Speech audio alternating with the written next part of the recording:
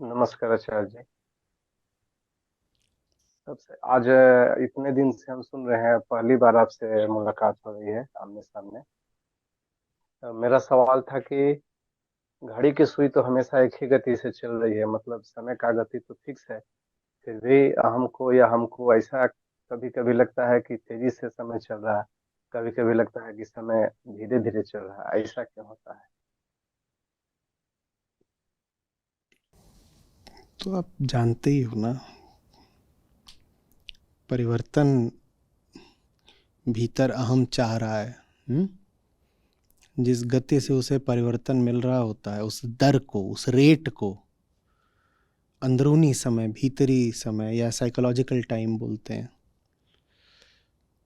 हुँ? तो एक होता है बाहरी परिवर्तन, एक होता है भीतरी परिवर्तन।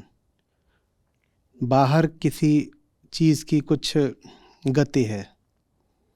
अब जैसे जो अभी हमारा समय नापने का पैमाना है, ये आप लोग आज ढूँढ के लाइएगा कि किस एलिमेंट के किस आइसोटोप, कि किस एक्टिविटी के माध्यम से हम समय को नापते हैं। तो वो एक बाहरी चीज़ है, वो परिवर्तित होती है। ठीक है, वहाँ कुछ परिवर्तन हो रहा है। वहाँ परिवर्तन क्या हो रहा है? वहाँ परिवर्तन ये हो रहा है कि वो जो एटम है वो स्प्लिट हो रहा है, वो डिके कर रहा है। तो आप कहते हो कि जिस रेट से वो डिके कर रहा है उससे हम टाइम नाप लेंगे। जैसे बाहर परिवर्तन की दर बाहरी समय बन जाती है, वैसे ही भीतर परिवर्तन की दर भीतरी समय बन जाती है। अब बाहर तो वो एलिमेंट बैठा हुआ है, उसका जो रेट ऑफ डिके है वो कांस्टेंट है, क्योंकि वो जड़ पदार्थ है। जड़ पदार्थ में कुछ नहीं बदल सकता, वो प्रकृति के नियमों के अधीन है, वो तो जैसे चलना है वैसे चलेगा। लेकिन भीतर परिवर्तन चेतना में होता है, और वहाँ जो होगा वो आपकी अनुमति से होगा। आप अनुमति दें तो बहुत त्वरा से हो जाए, आप अनुमति न दें तो 10 लाख साल में कुछ ना हो। तो इसलिए बाहर जो टाइम है वो एक दर पर चलता है, वो नहीं बदलेगा। 1 घंटा माने 1 घंटा, 1 घंटा माने 1 घंटा। और 1 घंटा आज भी उतना ही है जितना 10,000 साल पहले था। 1 घंटे में नहीं अंतर आ जाएगा।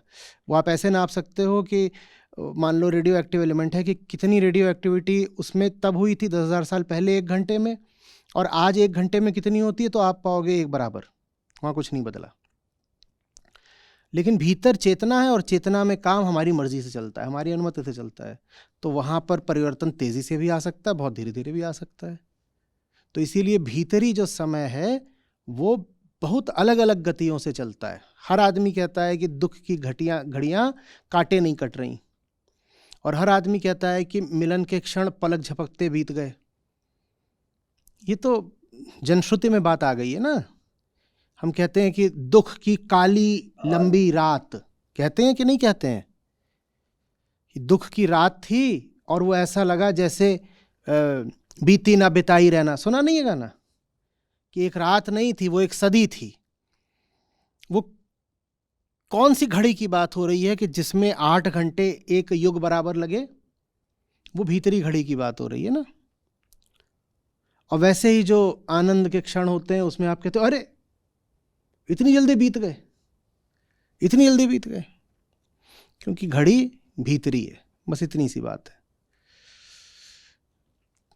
इसको बात को अगर एक निष्कर्ष देना है तो ये होता है कि जीवन का लक्ष्य है भीतरी आयाम में वहां पहुंच जाना जहां कोई परिवर्तन अब आवश्यक ना रहे। क्योंकि परिवर्तन मांगने वाला कौन है? अहम। वो परिवर्तन मांग ही कब तक रहा है? जब तक उसके साथ अभी कुछ गड़बड़ चल रही है। तो कहता है ये ठीक करो, वो ठीक करो, कुछ नया लेके आओ, कुछ बदल दो। आंतरिक तौर पर हम वहां पहुंच जाएं जहां अब कोई भीतरी परिवर्तन आवश्यक ना रहे, तो उसको फिर कहते हैं घड़ियाली दियो निकालनी। भीतर की घड़ी निकाल के फेंक दी। घड़ी अब है पर कहाँ? बस दीवार पर लटकी हुई है। अब भीतर कोई टिक टिक नहीं बची है। जो घड़ी मुक्त हो गया वो जीवन मुक्त हो गया। काल मुक्ति ही जीवन मुक्ति है। भीतर अब कोई प्रतीक्षा बची नहीं है। जिसकी प्रतीक्षा में सब कुछ था वो हम अब पा चुके हैं। अब घड़ी चलती है, बाहर चलती है, परिवर्तन सब होते हैं, बाहर होते हैं, भीतर जो परिवर्तन होना था वो हो गया। जो परिवर्तित ही होता है अब वो भीतर मौजूद नहीं है। तो अब कौन परिवर्तन, किसमें होगा अब परिवर्तन? परिवर्तित होने वाली इकाई ही निष्पत्ति को प्राप्त हो गई, माने चली गई। तो अब भीतर कुछ बचा ही नहीं बदलने को। तो अब भीतर घड़ी रुक चुकी है, बाहर घड़ी चलती रहती है। भीतर घड़ी के रुकने को जीवन मुक्ति भी बोलते हैं और एक प्रकार की मृत्यु भी बोलते हैं, क्योंकि मुर्दे के लिए भी घड़ी रुक जाती है ना, तो उसको जीवित मृतक भी बोलते हैं। और ये दोनों एक दूसरे से समानार्थी हैं, जीवित मृतक होना और जीवन मुक्त होना। भीतर की घड़ी हट गई। तो मतलब भीतर की घड़ी का बंद होना का मतलब बाहर जो भी डिमांड है वो सब बंद। बाहर तो रहेगी ना डिमांड, हवा तो बाहर है, सांस नहीं लेंगे क्या?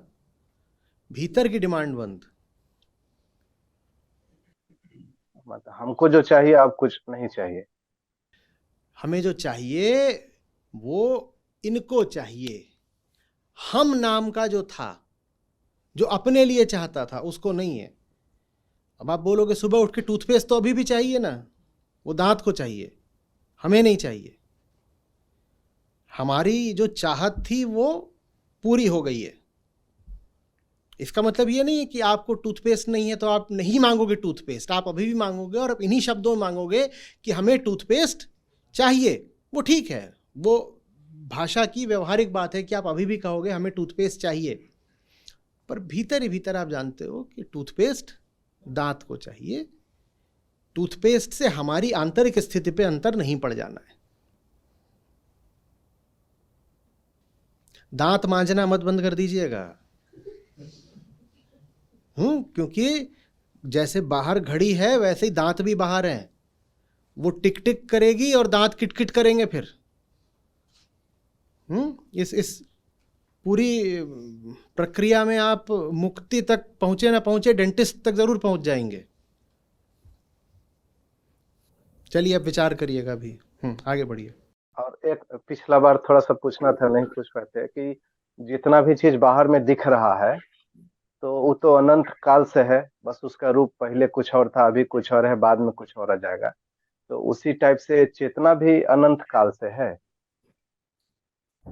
आप क्या करोगे? इस काल में क्या चल रहा है पहले ये जान लो।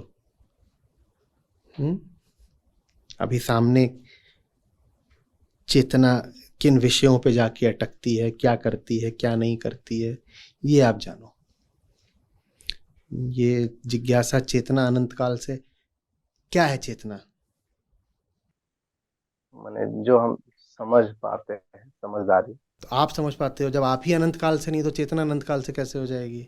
जब आपकी चेतना की परिभाषा ही अभी व्यक्ति केंद्रित है, व्यक्ति ही अभी 40 साल पहले जन्मा है, तो चेतना अनंत काल से कैसे हो जाएगी? तो इसीलिए इतना तूफानी सवाल नहीं पूछना चाहिए। चेतना क्या है पहले ये समझें। चेतना क्या है पहले ये समझें।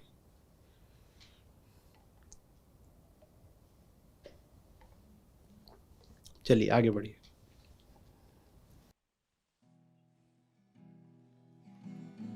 काल काल सब कोई कहे, काल न जाने कोई। काल काल सब कोई कहे, काल न जाने कोई।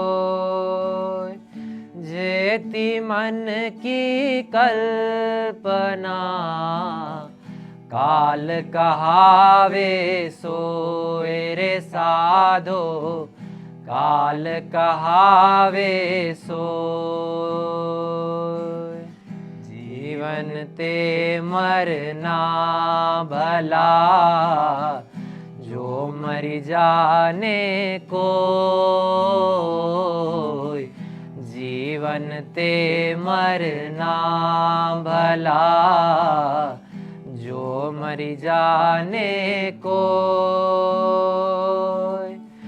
मरने पहले जो मरे सो अमर फिर होए रे साधो, सो अमर फिर होए।